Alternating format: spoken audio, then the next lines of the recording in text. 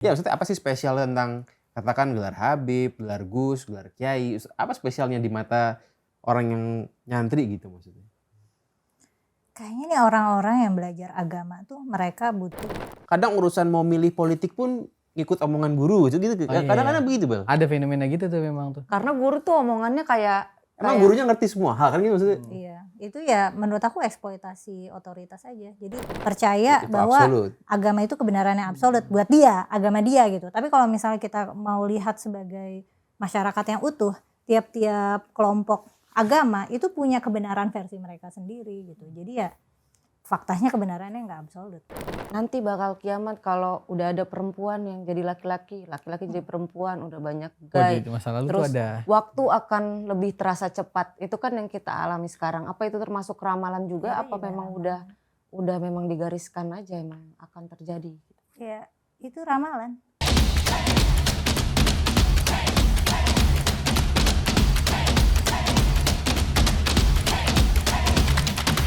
Kembali lagi di Retorika Show. Hari ini kita kedatangan Kak Kumaila Hakimah, konten kreator Sara. Sara. Spesifik Sarah apa tuh, Mek? Suku, agama, adat. Oh, udah dibenerin tadi ya. Iya, ya. tadi. S-nya ganti sains. Ras. Oke, gue dulu deh. Enggak, aku koreksi dulu deh, bukan konten kreator Sara ya. Kayaknya kalau mau lebih spesifik tuh sebenarnya konten-konten aku biasanya bahas budaya dan agama dari sudut pandang filsafat dan sains gitu. Akuratnya gitu. Tapi bahas budayanya budaya yang lebih budaya Islam seringnya begitu kan? Kadang-kadang gitu. Karena di otak gue ya kalau inget Forbidden Question ya begitu kan? Iya, jadi bentuknya tuh kalau ada budaya-budaya yang menurut aku ini perlu dikoreksi, itu jadi sasaran kritik aku.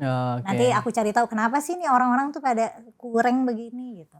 Apa yang Ruang salah? lingkupnya di agama gitu. Iya. Budaya Oke, yang mitos-mitos berhubungan juga dengan di agama. budaya gitu ya? Bisa juga. Tapi di konten lu nanya gini gak sih? Kenapa sih orang-orang Indonesia percaya agama gitu? Kan nggak cuma orang Indonesia, itu kan fenomena global. Oh, iya. Kenapa manusia percaya agama? Aku pernah. Menurut lu agama penting gak sih buat Indonesia? Penting. Nggak buat Indonesia kali, buat manusia. Buat manusia ya? Penting itu kan berarti jawabannya penting untuk apa nih? Kalau misalnya untuk keeratan kohesi kelompok atau untuk kayak spiritualitas individu supaya individu lebih happy dan komunitas itu lebih erat, ya itu berguna dalam Sebagai identitas gitu. Sebagai itu identitas gitu. dibutuhkan. Sebagai culture. Biasanya orang butuh agama kan sebagai identitas. Orang Indonesia tuh masih butuh agama sebagai identitas terutama. Tapi agama itu memperbaiki perilaku nggak biasanya? Itu juga lebih kompleks ya. Ada yang emang karena dia beragama dan emang udah punya moral kompasnya udah oke nih, jadi agama mempercantik moralitasnya. Tapi ada nih karena emang nih orangnya kurang, ditambah agama itu, anggaplah orang ini udah mah bodoh, udah mah jahat, terus ditambah agama, dia cuma pakai agama tuh comot-comot aja yang bisa menjustifikasi keburukan perilaku dia gitu. Tamengnya. Kalau gue sih lebih concernnya nih ya soal kefeodalisme si orang yang beragamanya, bukan agamanya sebenarnya. Berarti kamu nggak suka Habib kemarin? Ya gue nggak bilang spesifik siapa lah ya. Lu sendiri kan. Padahal bewok ya. Udah kena gampang. Gila, nanti gue nyalek dipotong-potong ini mantap ini. Tapi ya kalau gue sih kurang suka ya. Gue lebih suka yang egaliter gitu-gitu kan. Kalau lu sendiri kan anak pesantren. Kenapa kira-kira kalau di dalam kita pesantren tuh banyak yang ada yang terlalu feodal gitu katakan? Ya menurut aku sih itu eksploitasi dari elit agamanya ya. Kalau yang kulturnya feodal banget ya. Aku kebetulan bukan santri di kultur yang sangat feodal. Feodalisme ada, cuman nggak kayak yang lagi rame sekarang itu. Gitu. Kalau yang rame sekarang kan kita kan kemarin baru rame Gus Miftah tuh. Betul. Banyak orang Terus sebelumnya mempermasalahkan juga kan kenapa rame tentang Gus-Gusan. habaib. Ya maksudnya apa sih spesial tentang katakan gelar Habib, gelar Gus, gelar Kiai, apa spesialnya di mata orang yang nyantri gitu maksudnya?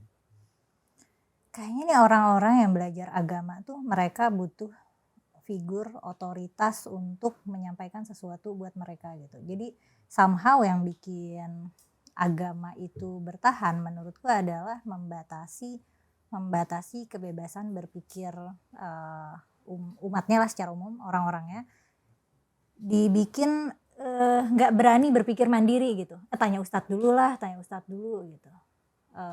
Atau kalau ustadznya nggak approve atau ustadznya bilang haram dia baru nggak mau ngelakuin, atau kalau sama ustadznya atau kiainya atau habibnya dibolehin dia baru boleh. Padahal kan itu dia bisa pikirkan sendiri dengan konteks dia sendiri sebenarnya. Dulu tuh ada konsepnya gini kan.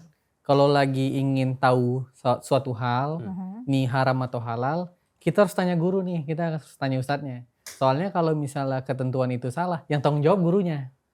Dulu kan gitu tuh konsepnya tuh. Oh, lu nyantren juga ya? Iya, nyantri juga. Jadi kalaupun pendapat salah ya gurunya kan salah karena dia ngasih ilmu. Nah, kalau soal hal haram kayaknya masih bisa diterima ya. Tapi kenapa kalau kadang urusan mau milih politik pun ngikut omongan guru gitu. Kadang-kadang begitu, Bel. Ada fenomena gitu tuh memang tuh. Karena guru tuh omongannya kayak Emang gurunya ngerti semua hal kan gitu maksudnya? Iya, itu ya menurut aku eksploitasi otoritas aja. Jadi elit politik kerjasama dengan elit agama untuk eksploit warga-warga yang polos. Ucapan yang tidak akan pernah gue berani ucapkan itu. Forbidden question bahas itu ya. Bahas kepolosan ini supaya sadar gitu ya. Masa maksudnya misal gini, masa kita manusia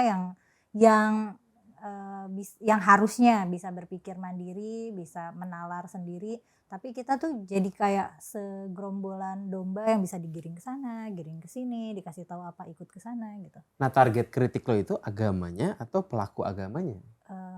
Target kritik aku kebodohannya. Berarti orang-orangnya. Kebodohannya, bukan orangnya. Kalau orangnya udah nggak bodoh lagi, orangnya nggak aku kritik lagi. Kalau orangnya kan kayak tadi kan misalnya guru-gurunya gitu yang feodal. Tapi misalnya. agamanya juga kadang aku kritik. Maksudnya kalau ada doktrin-doktrin yang menurut aku ini perlu direinterpretasi ulang atau direkontekstualisasi, itu aku akan sampaikan gitu. Apa contohnya? Mungkin yang kayak lagi rame belakangan ini waktu aku ngomongin kayak ayat-ayat perang atau tentang perbudakan atau gitu. Atau tentang ini yang pernah rame, babi itu haram gak sih? Ah gitu kan? Nah iya itu aku aneh malah kok itu rame ya. Iya. Padahal menurut aku itu yang paling nggak penting. Itu lu bikin konten itu? Jawaban lu apa di situ? Kenapa babi haram? Ya aku jadi meriksa catatan antropologis dan catatan arkeologis. Kenapa peternakan babi itu dulu di Yerusalem pernah sangat populer. Terus kok lama-lama nggak ada. Nah terus sebenarnya kan yang mengharamkan babi di awal itu kan orang Yahudi ya. Kayak 5.000 tahun lalu jauh sebelum Islam tuh babi udah haram. Dan ayat pengharaman babi juga secara redaksi itu mirip banget kayak di Taurat. Jadi itu kayak adopsi budaya aja. Dan setelah diperiksa ini antropolog ini bilang beternak babi itu dinilai tidak etis karena babi itu kan banyak beranak dan konsumsi airnya lebih banyak dari manusia. Sedangkan di sana kan daerah yang kering. Lama-lama babi itu jadi mahal, jadi langka ya, terus jadi dikristalin aja jadi ajaran agama haram makan babi gitu. Ya orang nggak dikasih tahu karena ini tidak ramah lingkungan gitu. Dikasih tahu aja dosa. Nah itu kan cara yang lebih efektif untuk mengontrol orang secara masif. Ya, kalau omongannya kan cacing pita gitu-gitu gimana? Ya kan hewan Nggak lain sehat juga itu. punya cacing pita. Oh, sama. Sapi juga punya antraks. Maksudnya hewan-hewan ternak lain Kemakan juga- hoax TikTok kita nih bos. hewan-hewan ternak yang lain juga bawa penyakit. Kan banyak orang di bumi ini, di belahan dunia lain, babi itu adalah bagian dari dietnya dan mereka baik-baik aja. Sehat-sehat aja, pintar-pintar aja. Gimana rasanya? Ada yang pernah coba? saya. Enak. Itu enak. Tapi nggak boleh lagi makan. Oh, Iya. udah nggak makan lagi. Udah nggak Nggak lagi. makan lagi. Dulu tuh gue pernah bikin konten di TikTok. Gue mengkritisi lah. Bukan mengkritisi lah, gue bingung kenapa ada orang mau nyari berkah dengan cara minum bekas orang gitu. Gue cuman bingung aja, mungkin kan sebagai orang perkotaan referensi gue kurang banyak dalam hidup nih. Aneh sih kalau itu. Ya tapi kan jawabannya kan biar berkah. Lo secara logika berkah di mana? Tapi kan yang salah berarti bukan agamanya, tapi kan penggunanya gitu sebenarnya kan. Nah menurut lo, kalau lo lebih risih gak dengan yang seperti itu gitu?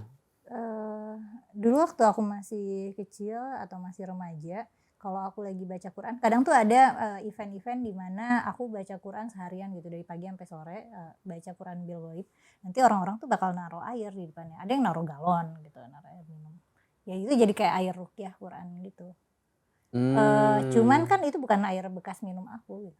Tapi kan ada juga Jadi yang kayak yang itu dibaca-baca, air yang dibacain ya. Quran. Iya. Itu kan lu memang baca. udah ada penelitiannya kalau air yang dibacakan doa lebih bagus daripada air yang biasa kan. Oh gimana tuh? Cuman enggak, tapi Ya, sayangnya penelitiannya itu kan ini. gue ada lihat yang video-video ini retract. Jepang itu yang pakai beras Pakai itu. mikroskop gitu kan. Kalau dikasih kata-kata jahat dia jadi busuk. Ah gimana tuh Kata-kata kalau baik, itu tuh? Ya itu kan udah banyak yang mengkritik. Kalau misalnya itu apa namanya perangkat penelitiannya itu nggak bisa dipertanggungjawabkan gitu. Konsistensinya juga nggak bisa dipertanggungjawabkan, Tapi yang neliti bukan orang Islam kan? bukan. Yang neliti orang Jepang Iya, gitu kan? Menurut lu nih Mela, mana yang harus kita kritik atau kita perbaiki dulu nih? Orang yang nyebarin agama dengan salah atau orang yang menerima agama dengan kebodohan? Kenapa agama harus disebarkan dan harus diterima? Kenapa agamanya yang harus disebarkan dan diterima? Anggaplah karena negara masih butuh agama kayak yang lu bilang tadi. Jadi mana yang harus kita perbaiki dulu nih? Yang nyebarinnya dengan salah atau menerimanya yang dengan kebodohan? Menurut aku sih bukan di dua-duanya. PR kita paling besar adalah memperbaiki nalar dan cara berpikir secara kolektif. Kalau misalnya kita kalau kita secara kolektif sudah kritis dan pinter gitu, ya kayak gitu udah bukan masalah lagi. Ya berarti kalau gitu lu memilih yang menerimanya dulu kan, dibenerin gitu kan? Yang nyebarin juga kenapa nyebarin? Kenapa nyebarin dengan salah? Itu kan juga berarti dia ada masalah. Ya mungkin kan ada kepentingan pribadi segala-gala macam. Makanya dia akhirnya ada yang diplesetin. Yang salah itu begitulah. gimana maksudnya? Kayak yang tadi bekas minum itu. Bekas minum orang. Bekas Bukan yang minum orang. bukan yang lo omongin itu ya, tapi Kalau yang gua belajar dari guru gembul yang salah tuh contohnya gini tuh kadang.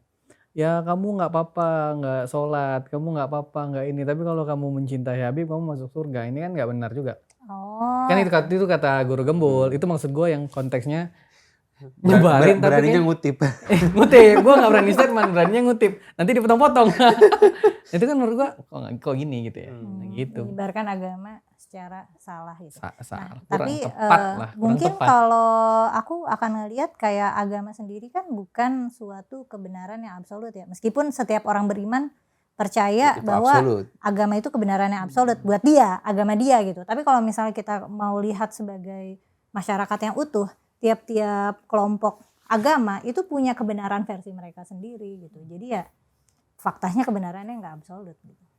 Jadi aku malah nggak melihat lagi urgensinya untuk kita tuh gede-gedean agama gitu, menyebarkan agama itu menurut aku malah memperbesar risiko konflik ya. Ya kan perspektifnya kan ajaran kebaikan ya kita ajak orang juga buat jadi baik juga gitu. Nah, kan ngajakin Perspektifnya kan begitu, betul gitu. ngajakin kebaikan kan jalurnya bukan cuma agama. Itu kan source utamanya kan kita sebagai masyarakat taunya kan itu. Ya udah. Jadi ya memang. Ya berarti sebarkannya itu nilai-nilai kebaikan dalam agama. Nah cuma kan ada oknum-oknum lagi-lagi kan yang saat menyebarkannya ternyata wah ada yang bisa menguntungkan dia jadilah dia oknum gitu kan. Dan yang bisa dieksploitasi adalah masyarakat yang polos, yang ngerasa nih kalau Ustadz yang bilang pasti benar gitu. Ya itu sih yang paling gua bingung sih itu sebenarnya Bel. Kita tadi serius banget bos, ini udah kayak FGD gue lihat. Tapi aku ngutip juga nih dari omongan guru gembul. Lagi-lagi ngutip. Aku takut. Hanya berani sama guru gembul. Kan guru gembul kan bilang Not. Guru gembul bilang umat Islam itu mudah dipecah belah.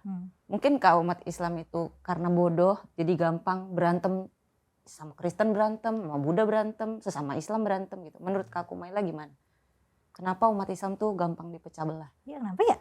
Kenapa ya? Kayak pada sensitif banget, aku malah jadi mikirnya mungkin secara emosional belum matang. Atau bisa jadi ada hubungannya juga karena umat Islam tuh secara lini masa peradaban kita tuh adalah agama yang paling muda gitu. Nabi Muhammad kan baru menyebarkan ajaran Islam yang kita sebut sebagai Islam itu kan baru 1400-an tahun yang lalu. Kalau kayak Kristen udah lebih senior, ya belum terlalu jauh 2000-an gitu. Kalau kayak agama Buddha atau Hindu atau Yahudi itu kan udah lebih tua lagi, udah 5.000-an tahun. Jadi mereka kayaknya sebagai masyarakat tradisinya tuh udah apa ya? Mereka udah solid aja gitu. Sedangkan aku mikirnya mungkin karena kita masih muda, muda, masih Gen Z gitu. ya, jadi masih sensitif, masih labil dan masih gampang masih gampang dapat gesekan. Terus mungkin juga karena kita orangnya banyak ya, orang Islam tuh banyak. Jadi dan banyak ini kan beragam Di ya. Indonesia gitu ya. Di Indonesia banyak. Kalau di Di seluruh dunia juga dunia kan banyak. imbang lah sama Kristen gitu kurang lebih. Kebanyakan Kristen kalau nggak salah. Kebanyakan Kristen Kebanyakan dikit. Kristen ya. malah kan. Kebanyakan Kristen dikit. Tapi kan di seluruh dunia juga banyak orang Islam. Karena orang Islam banyak dengan konteks budaya yang berbeda-beda, jadinya juga beda. Karena Islam di sini juga beda kayak Islam di Afghanistan sana. Ya semua agama beda geografis beda juga sebenarnya kan. Iya. Ada perbedaannya gitu kan. Secara tradisinya, betul. tradisinya. Culture-nya beda karena situasi Agama lingkungan. sama budaya itu nggak bisa dipisah karena pasti terasimilasi gitu. Islam yang kita praktekkan di Indonesia itu pasti nggak sama kayak Islam yang dipraktekin di India atau bahkan di Saudi Arabia. Pasti beda. Secara praktik bukannya ada yang menjaga kemurniannya juga benar-benar sama. Ada yang dia berislam tanpa tradisi-tradisi kan ada juga sebenarnya kan. Meskipun ada gerakan-gerakan memurnikan Islam kan pada hasilnya itu nggak akan bisa murni. Maksudnya yang murni itu yang kayak gimana? Ya, Kayak misalnya, pasti maksudnya kegiatan maksudnya ini sekte yang memurnikan Islam pada akhirnya dia harus melanggar banyak hal, melanggar banyak konteks budaya saat ini gitu. ada yang nggak tahlilan gitu kan. Betul, karena Tahlilan dianggap dianggapnya sebagai budaya. ya, Ada yang nggak maulidan. ya. Tapi kan meskipun mereka mengangkat mereka tidak memurni begitu, nggak akan bisa murni kayak di zaman Nabi karena konteks budayanya sudah benar-benar beda gitu loh. Mungkin kayak yang lagi aku rame dikritik sekarang tuh gara-gara aku bilang ada konteks-konteks di kitab suci yang sudah kadaluarsa kayak misalnya konteks perbudakan dan perang. Itu kan nggak ada substitusinya gitu. Ada yang mengkritik aku, itu kan tinggal pakai fikih aja. Misalnya kayak zakat dulu kan dihitungnya dari kepemilikan emas, perak gitu ya, atau hewan ternak. Tapi kan itu tinggal dikonversi menjadi uang kan mudah ya. Ternak, emas dan perak itu kan sangat mudah sekali dikonversi menjadi uang. Maka hukum zakat itu bisa selalu diterapkan sepanjang zaman gitu. Karena kita selalu punya konsep akan apa yang namanya harta dan apa yang berharga gitu. Nah kalau budak kan sekarang udah nggak ada perbudakan, masa mau dikonversi jadi apa gitu? Mau dikonversi jadi buruh yang dibayar murah gitu kan nggak etis jadinya. Jadi kayak apa boleh buat ya memang sudah tidak bisa murni. Dan kalau misal yang aku lagi ramai dikritik juga tentang ayat-ayat perang, ya jadinya kita tidak bisa lagi mematuhi ayat-ayat yang memerintahkan untuk berperang dengan orang Yahudi atau orang Nasrani karena nggak ada keperluannya lagi gitu. Buat apa? Ya itu kan suratnya diturunkan pada konteks iya, pada waktu itu betul. kan. Nah, makanya kan jadi nggak bisa murni kan yang orang-orang yang pengen memurnikan Islam ini kan ingin memurnikan sistem politiknya juga. Padahal kan itu tidak mungkin dilakukan karena saat itu ya belum ada PBB dan negara-negara tuh belum berbentuk negara kayak yang sekarang disebut negara gitu. Orang-orang bangsa-bangsa besar masih melakukan invasi, masih melakukan kolonialisasi gitu. Sekarang kan udah nggak boleh, meskipun masih ada tapi kan secara hukum internasional nggak boleh gitu. Kecuali kita diperangi duluan ya. Kecuali diperangi duluan, dan kalaupun kita diperangi duluan kan kita berperang sebagai orang Indonesia. Misalnya kita diperangi negara lain, kita kan perangnya perang negara gitu, bukan Perang agama. Bukan perang agama. Tapi kan kadang contoh misalnya kalau ngomongin ngomongin nubuat akhir zaman gitu misalnya, kita kan dibilang akan berperangnya gabung dengan bangsa Rum. Bangsa Rum berarti kan kita taunya bangsa Rusia nih. Bukan Romawi. Ya orang kan taunya bangsa Rusia setahu gue. Makanya kita kan kalau ngelihat Rusia lawan Ukraina kita kan suka banget kan dukung Rusia dibanding Ukraina gitu kan. Rum itu Romawi. Romawi itu bukan yang berarti dia sudah bergeser ke Rusia, Romawi yang asli itu. Oh, ya kan dia udah invasi kemana-mana. Iya, tapi yang maksudnya yang dimaksud Rum di Quran itu udah bukan bangsa Romawi yang sekarang gitu. Dan bahkan bangsa Yahudi yang disebut di Quran itu bukan bangsa Yahudi Israel sekarang gitu. Ya, tapi jadi konteks Rum itu masih bisa dipakai nggak buat nanti dah ke zaman kalau ngeliat negara-negara sekarang nih, Rumnya itu sebenarnya Rum yang Rusia nih mirip-miripnya gitu. Nggak bisa, karena kan pemerintahan Rusia sekarang beda sama kekaisaran Romawi zaman dulu. Meskipun Nggak secara bisa, belum agamanya lagi mirip-mirip gitu. diasporanya. Emang agamanya mirip-mirip kan? Ya. Nggak juga. Secara ortodoks begitu kan kalau nggak salah. Ya gue jadi ada pertanyaan. Menurut lu akhirat itu ada gak sih Mela? Karena lebih ke akhirat. Satu nubuat akhir zaman dulu. Nih Sebelum yang ke akhir. Karena gue pikir, Ya, oh apa akhir zaman ini udah gak relevan ya maksud gue? prediksi Selalu. akhirnya masih ada konteksnya kan yang bisa setiap dipakai setiap terus. zaman tuh kita selalu nyebut kiamat sudah dekat, kiamat sudah dekat. Setiap ya zaman berganti gitu-gitu kan. Dan yang punya nubuat akhir zaman tuh bukan cuma orang Islam. Iya. Maksudnya Yahudi banyak dan agama Nasrani. tuh punya Versi. nubuat akhir Ya zaman. satu garisnya itu kan adanya Mesayah lah, itu satu garisnya begitu lah mirip-mirip. Dan ya. ada juga Ya benang merahnya di situ Nah, tuh. merah- ada Sekarang juga situlah. katanya kalau misalnya di Palestina kalau suatu hari Palestina menang itu berarti kiamat sudah dekat. Makin Jadi dekat, makanya ya. biarin aja Palestina diserang Israel karena kalau mereka Ada ya yang kan? komen gitu. Gue pernah baca komen itu. Makanya Itu komen yang menurut gue. Ada yang komen begitu. Iya. betul akan Pokoknya kalau problematik Israel sekali kalah, Palestina menang, maka kiamat terjadi. Terjadi katanya. Akan problematik sekali kalau kita mengambil nubuat-nubuat akhir zaman untuk bikin kerangka moral sekarang karena jahat banget ya nggak sih kalau misalnya kita masukin ke konteks itu atau Ya, kita jahat. kayak udah siap-siap perang tapi pokoknya tentang eskatologi itu tentang akhir zaman memang biasanya tiap-tiap agama itu kan punya mitosnya sendiri, punya cerita-ceritanya sendiri. Dan biasanya ya cerita itu cerita penciptaan semesta, manusia pertama, terus akhir zaman, termasuk akhirat. Itu kerangka mitologi yang biasanya dimiliki oleh agama-agama. Dan tiap agama biasanya punya kerangka mitologinya masing-masing. Tapi sudah ada nubuat akhir zaman yang terbukti benar kan meskipun Apa? itu gila banget terkesannya. Kiamat nggak akan datang sebelum Jazirah Arab jadi hijau gitu misalnya. Karena mulai hijau tuh dia. Ya itu kan karena teknologi lebih tinggi. Berarti prediksi zaman dulu itu kan Itu bukan hebat prediksi. banget itu. Nah, itu bukan prediksi, itu nubuat ramalan. itu gila lah maksudnya gitu kan. Nubuat itu ramalan, bukan prediksi. Yang kita sebut prediksi adalah sesuatu yang ada hitungan probabilitasnya. Kayak misalnya BMKG ngeluarin prediksi cuaca. Itu mereka kan punya formulanya, punya alatnya, itu prediksi. Tapi kalau misalnya kita bilang, oh nanti, misalnya aku bilang nanti di masa depan nih orang udah nggak ada lagi yang apa ya aku bayangin masa depan. Nanti Orang udah semua tinggal orang ke bulan. udah naik, udah kalau mobilnya udah pakai mobil terbang semua, udah nggak ada yang pakai roda gitu, udah nggak ada yang pakai bensin gitu, bensin ditinggalin. Nah kalau aku nyebut kayak gini, ini kan ramalan. Ya memang ada dasar prediksinya, cuman nggak ada hitungannya. Itu sangat mungkin terjadi, tapi mungkin very far in the future gitu. Dan itulah yang nubuat-nubuat masa depan tuh ya sebenarnya kayak wild guess.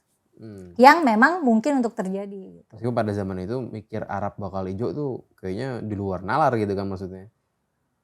Arab kan udah hijau lama. Mereka kan ngambil termasuk Indonesia tuh ngirimin banyak pohon dan rumput ke sana. Pada zaman ini. Gitu. Ada tuh pohon Soekarno. Kamu tahu nggak sih di Saudi tuh ada pohon Soekarno Tahu. yang jadi mereka tuh nyoba bibit-bibit apa yang bisa tumbuh di Saudi. Nah terus ternyata ada pohon di Indonesia, aku lupa nama pohonnya apa, cuman mereka nyebutnya pohon Soekarno karena dihadiahin bibitnya sama Pak Soekarno. Terus ternyata hidup dan bertahan di situ gitu. Jadi kan untuk membuat Saudi hijau kan bisa direkayasa dengan teknologi pertanian sekarang. Oke. Sebelumnya masuk ke teknologi pertanian yang segala macam yang lu bilang tadi, yang gue masih berdebat masalah ini dulu nih.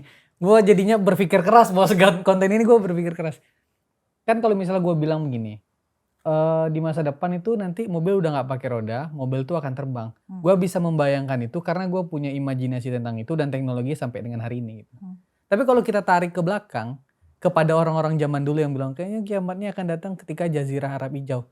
Kalau gue di masa itu, gue gak tahu konteks apa yang bisa membuat gue membayangkan Jazirah itu akan hijau. Karena Gurun semua. bukan, ya anggaplah karena gurun semua. Karena gini, dari zamannya uap ke zamannya listrik itu butuh waktu 100 tahun. Betul. Dari zamannya listrik ke zamannya internet 10 tahun. Internet ke AI berapa tahun. Jadi kecepatan teknologi itu tinggi di situ. Tapi membayangkannya di masa lalu kalau kita akan punya teknologi itu, gimana cara gua membayangkannya gitu. Jadi maksud So gua wild guess-nya pun itu super wild gitu. super kan. ya, gimana gua membayangkannya. Oh, Kalau hari sesuatu ini yang nggak kayaknya bisa dipercaya saat itu. iya. Kalau sekarang kan yang kayaknya gue bisa percaya banyak hal sekarang karena banyaknya informasi dalam pikiran gue. Gimana tuh cara tapi kamu membantahnya? suka ini kan, suka baca sci-fi, sastra sci-fi lama di mana ada cerita misalnya nanti di masa depan baik secara politiknya maupun teknologinya bakal jadi gimana gitu. Dan Oh, itu gua belum terjadi pernah baca sekarang dan sci-fi itu masa kayak lalu. udah, dan itu mereka memang punya daya imajinasi yang tinggi. Dan sebenarnya itu tuh bukan hal yang aneh banget karena kan sudah agrikultur. Maksudnya mereka di Mekah memang kering, di Madinah tuh subur. Di Madinah tuh Ya, perkebunan. di Yaman pun ada Di Yaman ada ada. hijau-hijau. Hijau-hijau.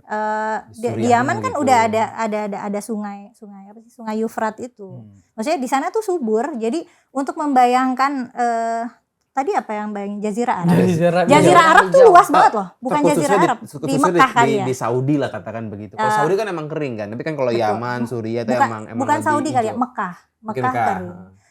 Karena kalau di Madinah daerah apa sih daerah Hijaz gitu namanya ya, kalau daerah Arab yang sebelah kiri itu yang Mekah, Madinah, Jeddah. Kayak orang Arab banget ya. enggak, kalau Tahu ngomong semua. Jazirah itu luas banget. Jazirah Bisa itu jadi semua Arab. betul, Nah, ini mungkin bisa jadi tempatnya Irak. Nabi gitu. Nah, kalau di Mekah ya kering. Tapi kan tinggal jalan ke Madinah, di Madinah udah banyak petani. Jadi untuk membayangkan Arab hijau tuh imajinasi yang mudah Di masa lalu.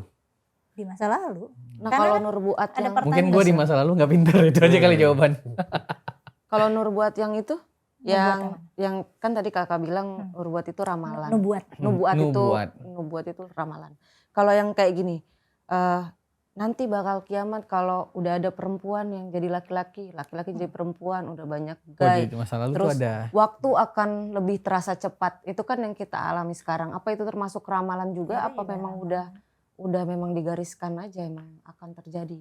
Ya, itu ramalan. Ramalan itu bisa terjadi nyata sekarang. Tapi Karena precise probabilitas untuk terjadinya ada. Makanya biasanya yang disebut ramalan itu tidak presisi. Kita nyebut aja nanti di masa depan akan ada zaman di mana gini-gini. Nggak dikasih tahu zamannya kapan atau di mana. Makanya kemungkinan itu bisa terjadi itu besar karena nggak spesifik. Tapi kalau misalnya aku memprediksi sesuatu secara spesifik gitu, nanti 100 tahun lagi studio ini udah jadi kantor wali kota Jakarta Pusat. Itu spesifik banget kan? Dan spesifik waktunya, spesifik tempatnya, spesifik ininya tempatnya bakal berubah jadi apa. Nah itu kan bakal berarti tinggal lihat lagi aja 100 tahun lagi berubah nggak ini jadi kantor wali kota. Kalau enggak ya udah berarti ramalanku tidak berlaku. Sedangkan ramalan kayak nanti akan ada masa di mana perempuan seperti laki-laki, laki-laki seperti perempuan dan gitu, itu kan nggak dikasih batasan waktu sampai kapan. Jadi dan nggak dikasih lingkup tempatnya di mana. Dan itu tuh bisa terjadi di mana. Di zaman Nabi kan dulu juga ada itu. Betul. Dan apalagi kan yang kita sebut sebagai laki-laki sebagai perempuan, perempuan sebagai laki-laki itu juga kan bisa Nabi apa bisa sih? pada Nabi konteks Lut. tempatnya. Nabi Lut, ya. Oke. Dan dulu tuh Imam Syafi'i itu abad berapa ya? Mungkin Imam Syafi'i abad 11 kali, abad 10. Itu kan beliau sudah membuat hukum sholat di pesawat, padahal belum ada pesawat. Tapi beliau sudah membayangkan kalau misalnya nanti di masa depan umat muslim mau sholat tapi lagi ada di alat transportasi yang lewat langit, itu misalnya kiblatnya di mana, sholatnya gimana, itu udah beliau pikir ya. Udah ada waktu itu. Iya, ya karena dia ngebayangin gitu.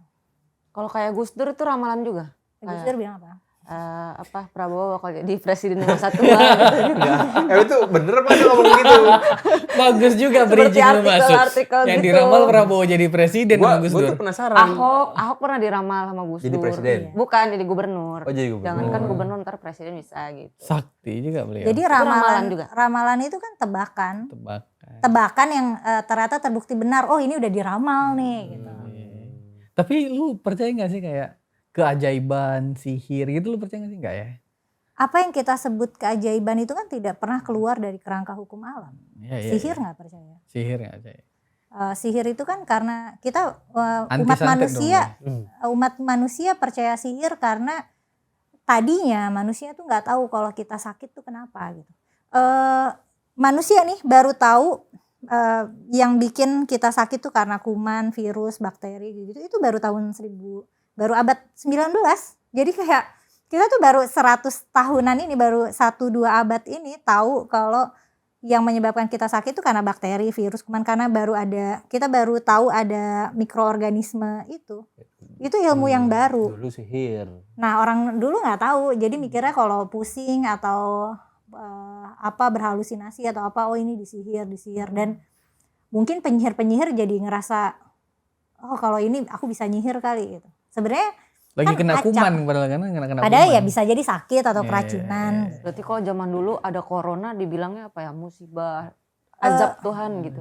Iya kan dulu tuh setiap ada wabah apa ya, orang pasti mikirnya superstitious gitu. Jangankan zaman dulu ya, zaman sekarang aja ada corona, orang-orang masih banyak kok yang cuma sekarang ngiranya tuh ke konspirasi sih.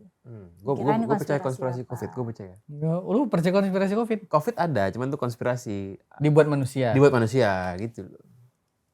Gimana kalau konspirasi? Nah, biasanya kan konspiratif thinking itu lahir dari Seru ya, tapi konspirasi pengetahuan. seru. Emang seru. Seru. Seru makanya laku.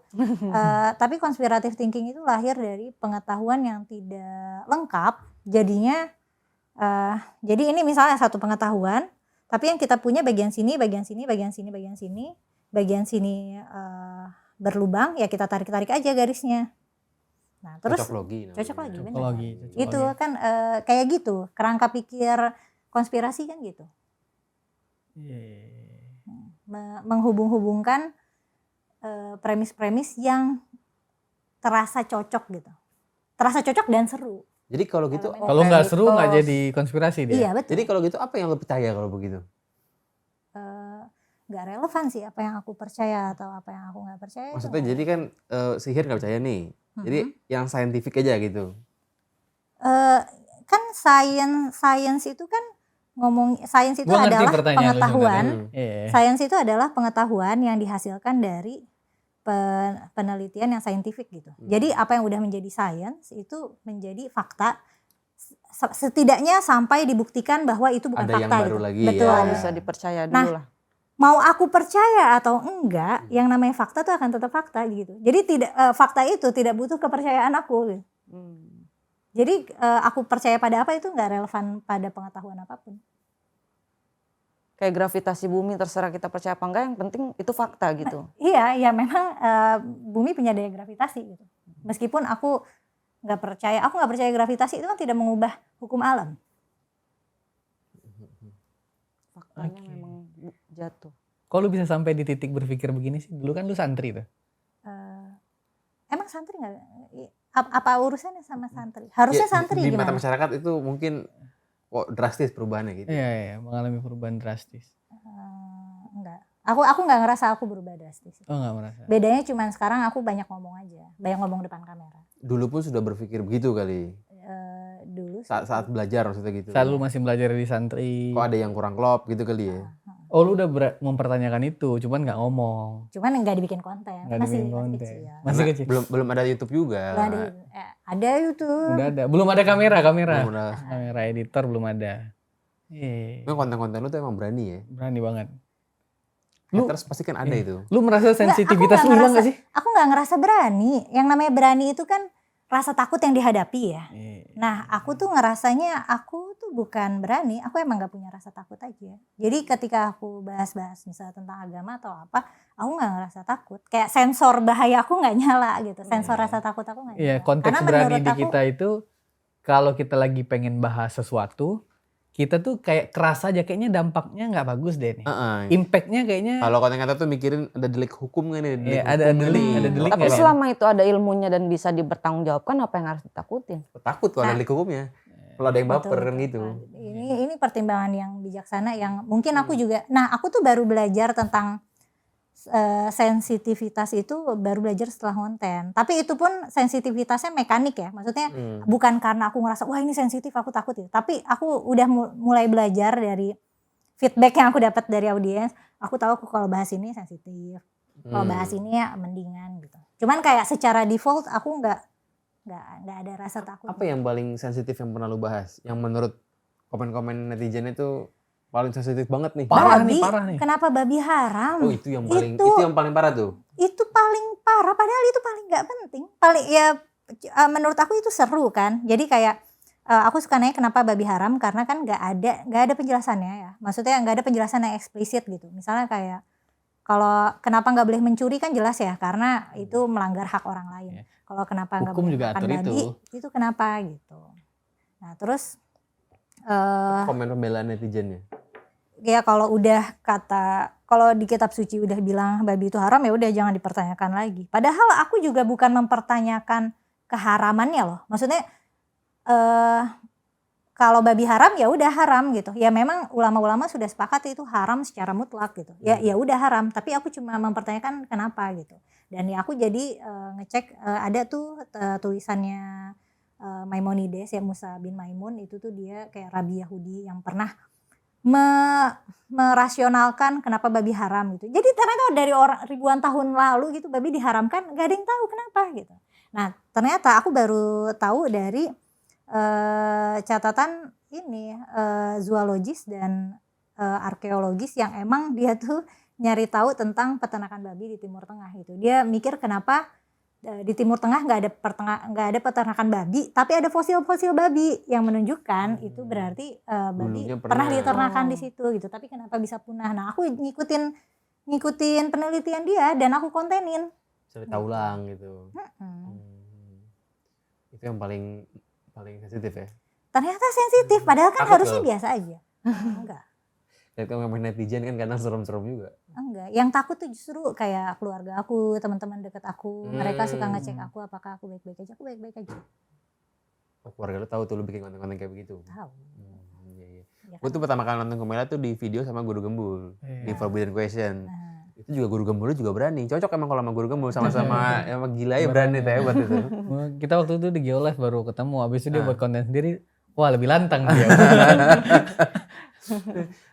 Karena kalau gue kan mikir, ini delik hukumnya apa ya? Kan aku begitu kadang-kadang tuh. Nah, aku juga sempat ada mikir gitu kan. Cuman kan selama ini aku merasanya aku bisa mempertanggungjawabkan apa yang aku sampaikan karena ya tinggal dilihat aja. Maksudnya buktinya di mana-mana. Kalau misalnya aku sebut di Quran ada ini ya karena memang di Quran ada itu gitu. Kalau aku sebut di riwayat Nabi ada ini ya karena itu ada. Tinggal dilihat aja gitu, tinggal dirujuk aja. Atau kalau aku mengkritik misalnya, ini kok ada orang Islam yang berantem, yang ada ini apa misalnya?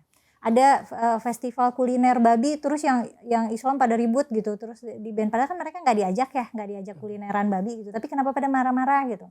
Kalau itu kan menurut aku itu adalah apa ya, opini dan kritik yang valid dong gitu. Kalau itu Ya. mah salah orangnya lah. Iya, betul. Gue Ya, sebagai hal-hal negara kayak melihatnya Diajak- harus diberikan diajak juga kebebasan. enggak gitu Iya kan. diajak. Gue sebagai negara melihatnya begitu. Tapi lu sering kritik ini gak sih kalau di Gen Gajaksel tuh zodiak itu kan tadi agama ya. Mm-mm. Zodiak itu lu pernah kritik Kan kan? superstitious juga pernah gitu. sih yang manifest zodiak, terus yang kayak apa sih Aduh, orang yang semesta percaya mendukung, semesta energi mendukung. Oh, itu iya. itu juga pernah. Tapi kayaknya aku cuma pernah ngeritik 1 atau 2 kali karena aku nggak ngerasa itu necessarily bahaya secara moral ya. Iya. Bukan Nggak bias secara moral. Kalau Maksudnya mereka gini. Nggak, soalnya menggantungkan nasibnya gua punya kepada cerita. zodiak gitu kan. Gue punya cerita nih. Nah, pembodohan juga gitu. Iya, Gua- kalau misalnya sampai, cuman kan kebanyakan orang kan zodiak buat lucu-lucuan aja. Iya. Tapi ketika misalnya ada tuh yang HRD yang nerima karyawan berdasarkan zodiak, itu kan zolim. Iya. Gue pernah lagi nyalek musim-musim kita nyalek. Gue ke PIM. Ada yang main tarot itu. Ya mungkin secara Islamnya gue berdosa, gue mohon maaf, gue bertobat lah. Terus gue datengin. Ya mas tarot. Ya cobain. Ambil aja kartu nanti kita bacain. Terus. Gila dia baca nih ke orang bener bos. Kamu ini akan berhasil kamu ini. Berhasil apa nih? Spesifik gak? Enggak spesifik, enggak pernah. Dalam hati gue, wah gue menang nih nyalek nih. Gue balik kan, gue nunggu hasil. Gue kalah. Gue datang lagi ke PIM, udah nggak ada orang ini. Gue mau cari. Bayar lu? Hah? Bayar lu? Beratus ribu bos. Ini pembodohan berarti. Gue kena bodoh-bodohin dong berarti. Moral gue rusak. Iya, Ramalan itu kan makanya dibuatnya tidak spesifik ya. Dan tarot itu orang Sangat yang tidak tarot, spesifik. tarot Gue itu baru pertama harus kali itu ya. Sangat semakin tidak spesifik. jago pembaca tarot itu dia harus punya deductive thinking skill yang tinggi dan punya storytelling skill. Iya, itu kayak storytelling. Terus kan omongannya ya. Betul. Udah. Aku tuh kadang suka nyoba baca tarot aja ke temen aku.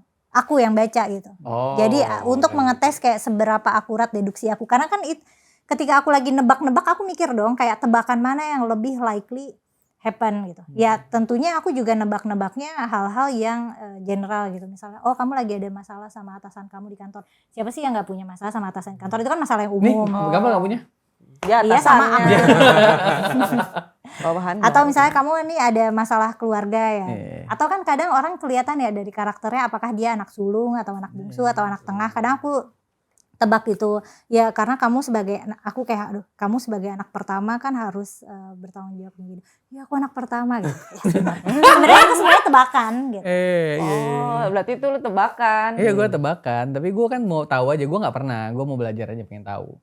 Ya sebenarnya kalau ngomongin hal-hal yang begitu-gitu ya, kayak lu tau gak sih selama pemilu selalu hari Rabu? Selalu hari Rabu? Heeh. Gue nggak tahu. Iya, cek deh. Pemilu presiden 2019. Pokoknya selama di zaman Jokowi itu Rabu terus. Mungkin Rabu dianggap hari baik kali. Oh Rabu kayak hari Jawa gitu ya? Gua gak tahu deh. Mungkin gitu kali. Hari diciptakannya cahaya. Nggak ada tuh kalau di kitab kuning. Aduh ini santri banget. Ada tuh emang Kalau memulai. kitab kuning. Oh kitab kuning itu kitab klasik. Buku literatur yang ditulis oleh ulama-ulama mungkin pada rentang abad 8 sampai 12 kan. Di Timur Tengah gitu. Iya, disebutnya kuning ya karena biasanya dicetak pakai kertas kuning. Itu tradisi aja kalau dicetak putih juga nggak apa-apa, dicetak kayak buku biasa juga nggak apa-apa. Nah, ya itu biasa dikajiin sama santri-santri. Cuman masalahnya kan yang namanya karya tulis, ada kan karya tulis yang jelek, ada karya tulis yang bagus gitu. Ya banyak juga yang jelek tapi tetap di ngajiin juga banyak gitu. Kayak karya tulis ilmiahnya ulama gitu lah.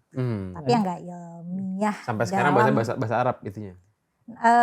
Kalau yang disebut ngaji itu bahasa Arab. Jadi Okay. caranya ngaji misalnya aku ustadznya, terus aku ngaji, terus nih santri-santrinya nanti kayak Bismillahi dengan nama Allah. Jadi kan kitabnya gundul, nggak ada Tajwid. nggak ada ininya harokatnya. Jadi santri-santrinya sambil ngebarisin, nanti aku bacain Bismillahi dengan nama Allah, terus mereka terimahin Ar-Rahman yang Maha Pengasih gitu. Yang ngaji itu gitu ya. Biasanya ngaji baru tahu tuh, tradisi. kitab kuning gue sering dengar kitab kuning, gue nggak tahu selama ini. Ternyata ngajinya itu berarti pasti kalau dibilang ngaji kitab kuning itu bahasa Arab. Waktu di gitu. pesantren gue nggak ada kitab yang kuning gitu, nggak ada. Udah ada tajwid semua. Modern. pesantren Modern kali ya, modern ya. Nggak ada. Tapi gue kalau jadi lu bang pas diramal tarot, pas dia bilang kamu bakal Gue happy berhasil. banget Mega, Kalau gue jadi lu sumpah gue. enggak mustahil. Suara Kamu gua nih dikit. orang baik, the best. Kenapa kamu menggantungkan realita kamu pada hal yang nggak bisa diandalkan? Enggak, jadi itu tuh gue lagi beli sepatu. Karena dia lagi Mampir insecure doang. pasti itu. Gue juga insecure sama diri gue. Lu tau lo kalah kan? Gue Iya kan? Lu tau lo kalah tapi lu tarot. Ya gue pada akhirnya juga manusia biasa Mela, gue nggak robot banget lah, hati gue kokoh gitu, enggak lah. Jadi gue iseng aja, makanya gue nanya. Gitu Mela. Kecewa. Kecewa gue. Kecewa.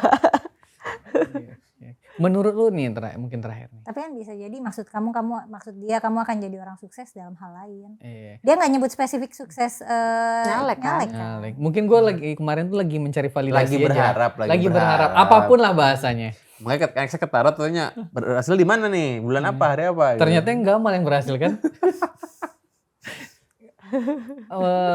Menurut lu nggak tahu di konten Forbidden Question lu bahas nggak? Kebiasaan bodoh apa yang menurut lu tuh agak aneh tuh di Indonesia itu? Ada nggak sih yang menurut yang lu? paling melekat kali Paling ya. melekat tuh ada nggak? Paling klasik lah gitu.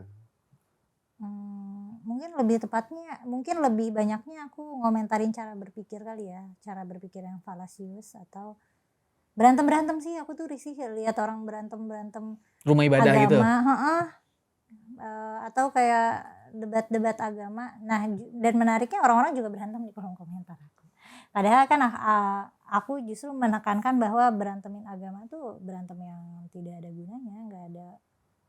Ya, debat agama itu adalah bentuk debat yang paling pointless. Makanya kalau misalnya kita mau memahami agama lain, ya caranya diskusi. Diskusi kan maksudnya dengan tujuan untuk saling memahami gitu. Kalau debat itu kan kita untuk saling membuktikan lawan bicara kita salah, sembari membuktikan kalau kita benar. Nah, padahal kan agama itu kan agama itu kan adalah kebenaran subjektif, tergantung dari pendukungnya. Nah, itu tadi salah satunya kenapa aku bilang aku percaya atau nggak percaya itu nggak relevan adalah misalnya gini, misalnya kita percaya Tuhan ini maha kuasa dan maha penyayang. Kalau aku nggak percaya kan anggaplah Tuhan maha kuasa ini ada, kalau aku nggak percaya kan itu tidak mengurangi kekuasaannya. Ya yang kayak gitu. Jadi buat apa kayak didebatin dan buat apa orang tuh suka maksa kepercayaan orang gitu. Nah, padahal menurut aku yang namanya kepercayaan dan pemikiran itu adalah kebebasan yang sesungguhnya gitu. Jadi kebebasan berpikir adalah kebebasan yang sesungguhnya. Harusnya kolom KTP nggak usah ada agama. Aku nggak tahu sih kebutuhannya apa sih kalau KTP ada agama. Ya berarti nggak usah di KTP. Itu kebutuhannya mungkin buat di sekolah, Buat nikah. sekolah kan harus pelajaran agama. Mungkin biar gampang metainnya kali. Mungkin nggak tahu. Aku karena aku nggak tahu tuh kegunaannya apa, aku juga tidak bisa menyimpulkan, sebaiknya nggak kosongin aja, aku nggak tahu. Ya, itu kan administratif lah biasa gitu. Lu apa, Bel? Gua rahmatan lil alamin. Apaan? Islam, rahmatan lil alamin? Islam nggak Islam gua. Islam adalah rahmat bagi semesta alam. Wih, memang santri tahu dong. Itu mah kan semua orang tahu. Tapi rahmat bagi semesta alam itu sampai ke luar planet nggak? Oh nggak tahu gua nggak terkait ya. Kan setiap Semesta orang. alam tuh sejauh apa gitu? Kalau gua ini gua. Apakah alien itu enggak, termasuk dirahmati oleh Islam? Gua tuh ingat sama kata-kata. Itu pertanyaan sulit tuh. Enggak, gua konsep gua gini Kak, kalau melihat alam semesta atau dunia itu, menurut gua setiap orang tuh punya dunianya masing-masing. Rahmatan lil alamin itu nggak berlaku untuk semua orang, hanya berlaku untuk orang yang mempercayainya aja, subjektif yang kayak lu bilang tadi. Gitu. Jadi untuk semestanya sendiri bahkan. Semesta gua sendiri. Bukan semesta alam. Nah. Bukan, berarti alamin di sini kalau menurut penafsiran Ustadz Belmondo. Mantan santri. Gua bukan ustad, gua bukan Jangan ustad. bikin malu lah. Enggak, yang terlihat ustad lu enggak malu. Gue gak pernah nyantren gua. Santren kilat. Tapi kamu memang mukanya terlihat santri ya? Ya santri ya. Ya alhamdulillah kalau begitu. Gue kalau biasa don't judge book by the cover, gue agak judge Gamal agak alim. Ini alim nih. Alhamdulillah, amin. Amin. Oke, itu aja deh. Tapi kalau mitos nih terakhir. Mitos itu ada pembuktian sainsnya nggak? Kayak misalkan ibu hamil harus pakai gunting dan bawang putih. Menurut kakak, apakah itu perlu? Mitos itu harus pembuktian sains. Yes, kalau mitos itu ada pembuktian sainsnya nggak? Apakah itu dipercaya karena memang udah dari turun temurun? Apakah memang ada pembuktiannya? Kayak contoh ibu hamil. Yang disebut mitos kan karena tidak berdasarkan pada sains. Sains kalau misalnya yang kamu maksud penelitian kan mitos itu tidak berdasar pada penelitian. Itu emang kayak kepercayaan orang setempat. Nah, tadi kenapa agama dan budaya nggak bisa dilepas? Karena setiap masyarakat yang sudah terbentuk itu pasti sudah punya budayanya sendiri gitu. Makanya mungkin kayak orang Jawa tuh kan ada Islam kejawen gitu. Karena mungkin yang klinik-klinik kejawen itu udah jadi identitas budaya mereka gitu. Jadi ketika Islam masuk tidak bisa serta-merta menghapus sisi mistisisme yang udah mereka pegang gitu. Dan Islam juga punya sisi mistisismenya sendiri gitu. Kayak misalnya kepercayaan tentang jin, penyakit ain, ruqyah itu kan adalah mitos-mitos Timur Tengah yang diimpor seiring dengan menyebarnya agama Islam gitu. Kita kan punya hantu-hantu kita sendiri. Maksudnya kita punya kuntilanak, punya tuyul, kelong wewe, tuyul gitu. Nah, tapi dengan adanya ajaran Islam mereka bawa jin. Kalau penyakit ain itu gimana sih? Sistemnya gimana sih sistemnya? Penyakit ain kita sering pamer. Kalau di dalam doktrin Islam kan penyakit ain itu penyakit yang disebabkan oleh tatapan iri seseorang. Ya, kita sering pamer nih misalnya nih, ada orang iri, akhirnya kita sakit gitu misalnya. Nggak perlu Tahu nggak pamer. menariknya penyakit ain itu udah ada dari zaman Mesir kuno dan itu tuh fenomena global. Ada pernah aku kontenin di Itu fenomena global, artinya tempat lain juga begitu. di tempat lain ada penyakit ain dengan nama yang berbeda. Kok bisa? Kebetulan. Nah, terus ada yang meneliti nih, kenapa ada budaya-budaya yang punya penyakit ain. Ternyata wilayah-wilayah yang punya kepercayaan terhadap penyakit ain itu adalah wilayah-wilayah biasanya wilayah-wilayah yang bergantung pada ternak dan ladang. Udah gitu sistem politiknya nggak stabil, jadi dan ini kesenjangan ekonominya tinggi. Nah, terus hipotesis dia adalah karena di tempat yang kayak gitu kan orang kaya kelihatan banget nih. Orang kaya adalah orang yang punya ladang, yang punya kebun gitu. Kalau sekarang kan orang kaya nggak kelihatan nih. Di antara kita berempat siapa yang paling kaya kan nggak kelihatan. Kelihatan. Nggak. Karena mungkin kekayaannya bentuknya saham gitu, mungkin bentuknya surat obligasi, kan itu harta yang nggak kelihatan. Kalau di tempat-tempat di mana harta kelihatan, udah gitu kesenjangan ekonomi tinggi, maka rawan konflik karena ketidakmerataan ekonomi. Nah, maka dari itu jadi muncullah norma untuk tidak memamerkan kekayaan. Jadi mendingan tidak memamerkan kekayaan, tidak memamerkan kebahagiaan, termasuk juga tidak memamerkan anak-anak, supaya orang lain nggak iri dan nggak bukan orang lain ya, orang miskin lebih tepatnya, supaya orang miskin nggak iri dan tidak terpicu untuk melakukan kejahatan. Oh, berarti Jadi itu tuh untuk preserving stability di tempat yang kayak gitu. Ini pernah kontenin? Pernah aku kontenin dan itu menarik loh, ada kayak Gimana komen? peta-petanya. Penasaran komen itu. Di Jepang nggak ada ain bos, berarti. Yang paling iniin aku sih praktisi-praktisi rukyah ya. Karena kan rukyah itu buat ngobatin penyakit ain.